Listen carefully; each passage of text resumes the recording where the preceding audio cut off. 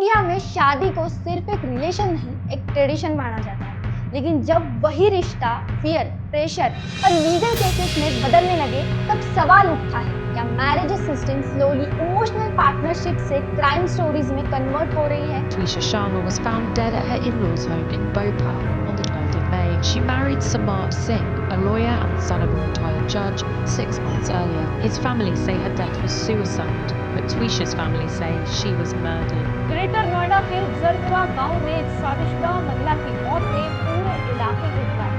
But the recent murder trend under the spotlight in India marks a rather disturbing deviation from this.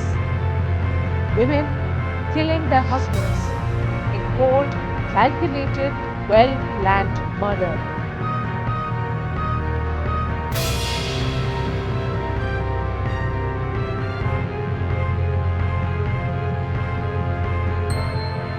आज हम बात करेंगे India के marriage related crime cases की, और जो डाटा सामने आया है वो काफी शॉकिंग है। नेशनल क्राइम रिकॉर्ड्स ब्यूरो यानी एनसीआरबी के अकॉर्डिंग 2024 में 5737 डॉरी डेथ केस रजिस्टर हुए। मतलब एवरेज देखा जाए तो हर दिन 15 से ज्यादा लड़कियां शादी के बाद सस्पिशियस सर्कमस्टेंसेस में अपनी जान गंवा रही है। और सिर्फ डाउरी रिलेटेड केस ही नहीं, cruelty bye husband and relatives category में 2024 में 1.2 लाख से ज्यादा कंप्लेंट्स रिकॉर्ड हुई। यूपी, वेस्ट बंगाल, राजस्थान और महाराष्ट्र जैसे स्टेट्स में सबसे ज्यादा केसेस सामने आए।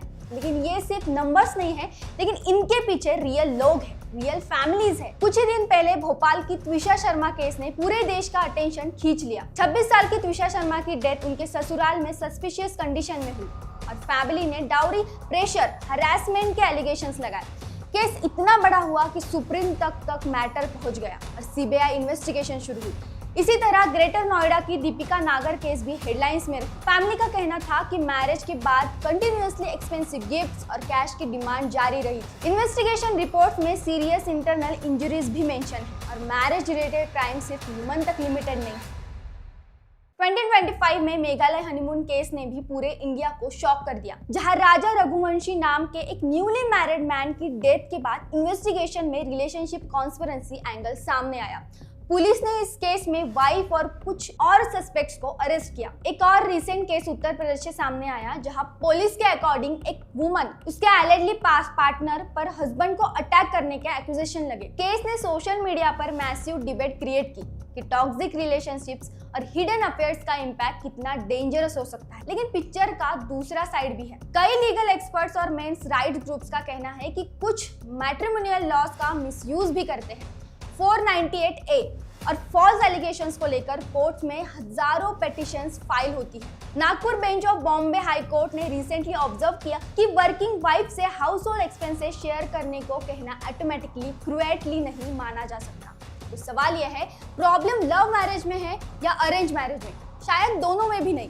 एक्चुअली इश्यू है ego, financial pressure, toxic family control, social media status race, insecurity, hidden expectations और कम्युनिकेशन ब्रेकडाउन। इंस्टाग्राम पे कपल परफेक्ट दिखते हैं, प्री वेडिंग में शूट सिनेमैटिक लगते हैं, लेकिन एनसीआरबी के रिकॉर्ड्स एक कंप्लीटली डिफरेंट रियलिटी दिखा रहा है। और सबसे डेंजरस चीज, बहुत सारे केसेस में वार्निंग साइंस शुरू से ही होते हैं, लेकिन फैमिली एडजस्ट कर लो बोलकर इग्नोर कर देती है। शादी अगर पार्टनरशिप बनने के बजाय प्रेशर सिस्टम बन जाए तो रिलेशनशिप धीरे धीरे इमोशनल बैटलफील्ड में बदल सकता है। तो सॉल्यूशन क्या है? Better upbringing, pre marital counselling, stronger investigation, या सोसाइटी को मैरिज को स्टेटस सिंबल की बजाय इक्वल पार्टनरशिप समझना होगा। आपको क्या लगता है, इंडिया में मैरिज रिलेटेड क्राइम्स का सबसे बड़ा रीजन क्या है? कमेंट में जरूर बताएं।